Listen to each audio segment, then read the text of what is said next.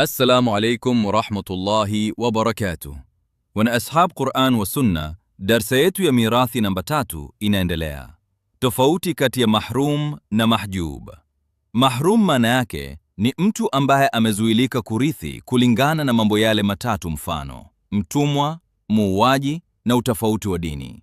Mahjub maana yake ni kupatikana kwa mtu aliye karibu zaidi na maiti kuliko yule wa mbali, mfano babu harithi ikiwa baba wa marehemu angali hai.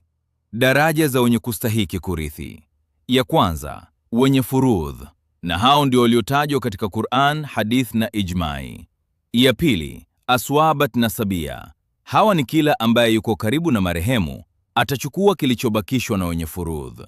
Ya tatu, aswabat sababia, naye ni mtumwa akiwa mume au mke. Ya nne, aswabat mu'tak. Hawa ni jamaa wa mtumwa, ikiwa hayupo basi hawa watarithi mahala pake.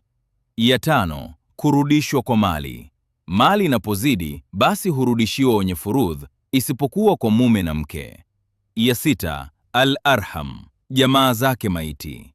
Ya saba, kurudishwa kwa mali kwa mume na mke kwa kukosekana wenye furudh na aswabat na arham.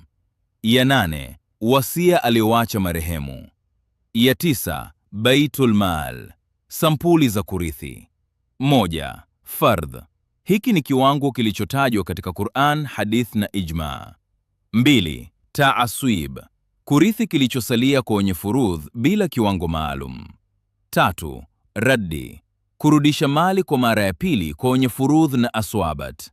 Nne, rahim, ni baadhi ya watu katika jamii wanaorithi baada ya fardh na ta'aswib.